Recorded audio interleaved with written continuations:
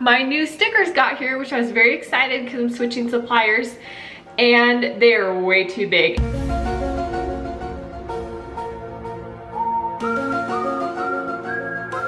I am in the process of moving all my stickers over to another supplier, which is Ninja Stickers, if you're wondering. They're great. I love them as a company. I'm happy to be associated with them, and they make quality stickers.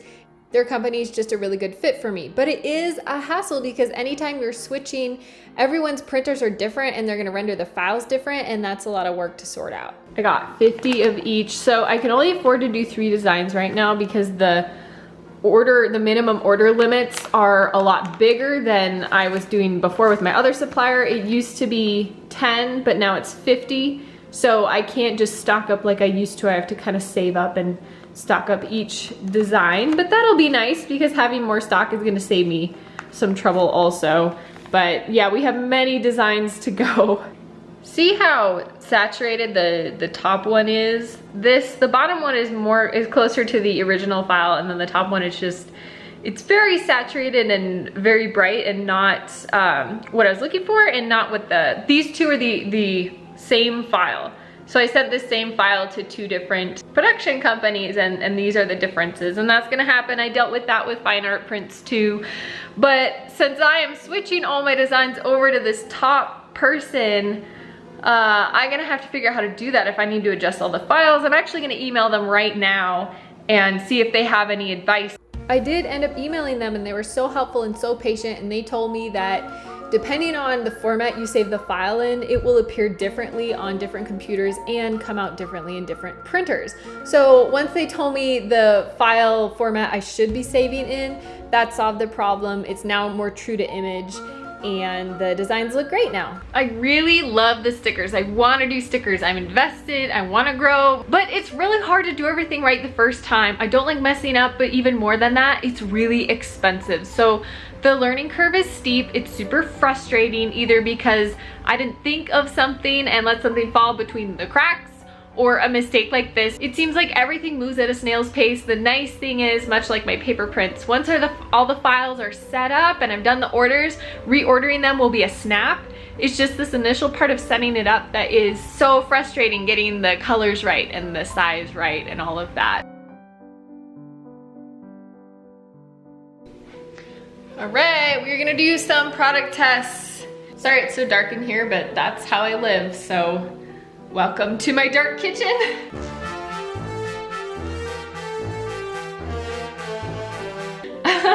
It is midday, but you never know it. Okay, so I have these big 5x5. They feel good, they feel really flexible. I'm gonna try to tear it. Okay, it's nice. It's got a nice stretch to it. Didn't rip or anything. We're gonna put it on. Okay, we're gonna leave this for a day before we do any tests with the water. But we have that section that has been wrinkled and crinkled, and then we have this part here that is kind of flapping, so water will be able to get under that, and we're gonna really be able to see how well that stays on. And that was a glossy one, so I'm also gonna do a matte one. Okay. Oh, this one did tear. Okay. That one did tear a little bit, right on the stomach there, but well, that's good. Now we have a tear in it. I'm gonna overlap it with a couple of the other stickers. And then I am gonna do control groups, so let me go get one. In the controlled group we have, wow, it's super dark today. We have one of these, and this is the original supplier that I had. Those are not tearing, no matter what you do to that. That one is not going to rip. And we will overlap it with this other one. And I have, this one has been on for a couple years. So that one is very much a part of this water bottle, so we'll have that also. So there we go. We're gonna let this sit for a day, and then I'm gonna put it through the dishwasher and scrub it and try to peel them off and all kinds of stuff. So this deer and then this fish are the new ones. This is a control, And this is the old supplier that's been on for a couple years, so the ultimate control. Going in top rack of the dishwasher. All right, let's see how it did.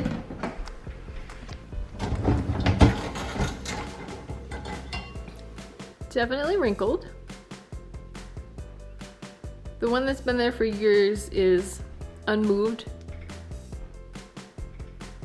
This one's definitely wrinkled. This one isn't though. So it seems if there's an edge open for water to get in, then it will, but this one was fine.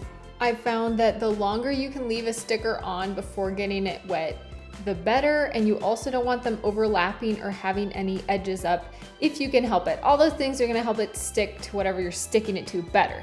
The new stickers didn't peel off the top layer or anything like that, so I think they're gonna be great.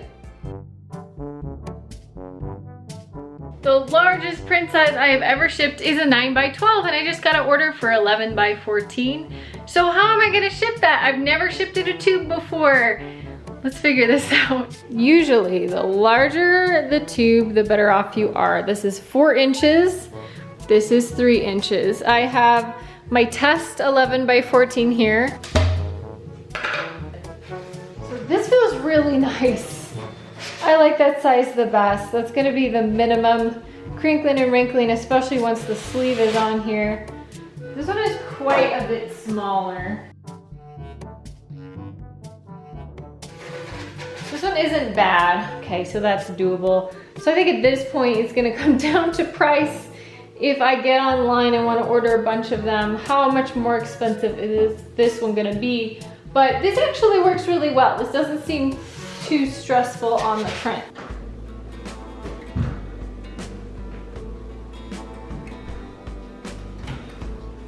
Well, it's been a little while.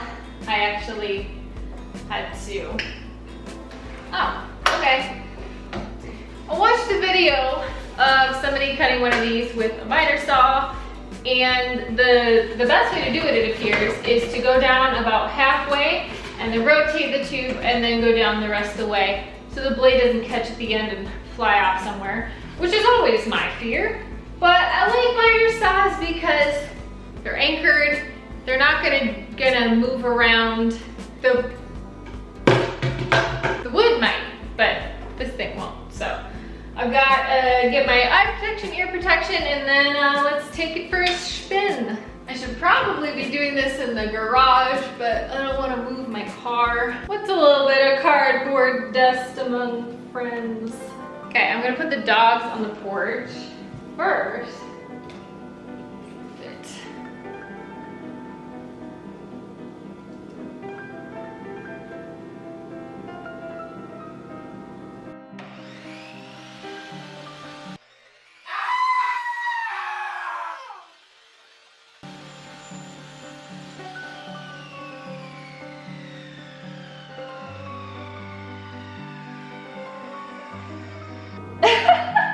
That was incredible. Okay, I gotta put this somewhere else. That worked really well though. Now I saw people getting real precise and going back and getting these parts here, but I think we'll just twist it off. That's close enough for me. Not bad. That's really good to know. That worked incredibly well. It didn't feel wobbly or anything. All right, wow, this worked even better than expected. So now we have a 12-inch tube, and this one ended up being 13 inches, so if I need the extra room, we've got it. Oh, it's perfect, and look how cute it is. I was out of these 11x14, so just printed one, hot off the press. Right, trimmed. I'm gonna give it just a second to dry before I put it in the protective sleeve. But I usually have some information on the back about the print and how to care for it, but it's on cardstock because usually these are on a hard backing board. But since this needs to be flexible to go into the tube, I'm just gonna print it on regular printer paper so it'll be foldable. So this just in, I'm really glad that I have a 13-inch side as well because this 12-inch is too small. The extra inch isn't enough because the caps need to sink down into this and they're gonna be hitting the edge of the print. So I am gonna go with the 13-inch, which is great to know That's why I was doing this all the way through before I ordered a ton of these, because stuff like that comes up a lot. Insert is printed. You know what this makes me want to do? Actually, I am an adult and I can do whatever I want, so.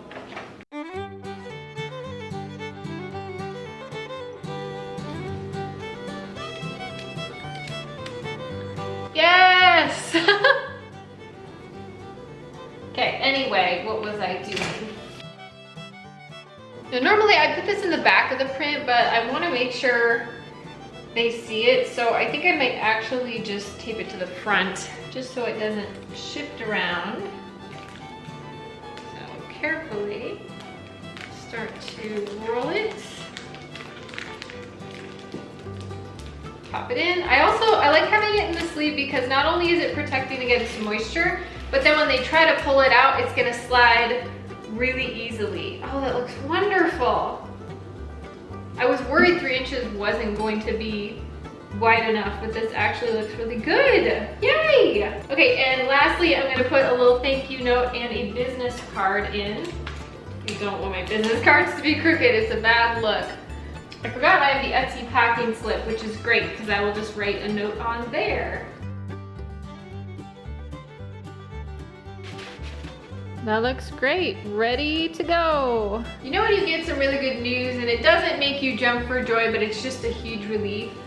I'm so happy I've done this once now, just so that as I get more orders, I know I'm prepared. And I'm gonna order, probably, I saw packs of 24, I'll probably order 24 of these. And now I know what size to get. I would not go under 13 inches, but I might do 14 if that's the available size. I thought, oh, I can just order long ones and cut all my own, but I don't want to do all that extra work. It's just going to take more time away from painting. I have a friend who is a professional eBay seller. She's wonderful at it. She had an extra scale which she gave to me, and I really appreciate that. So let's see how much this weighs.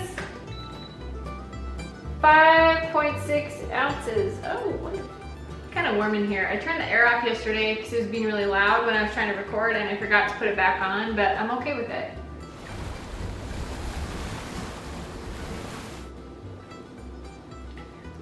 Makes me feel like I'm on a tropical beach vacation. For shipping, I've been using Pirate Bay, which is wonderful. I meant pirate ship, not Pirate Bay. There you go, that's how I ship in a tube.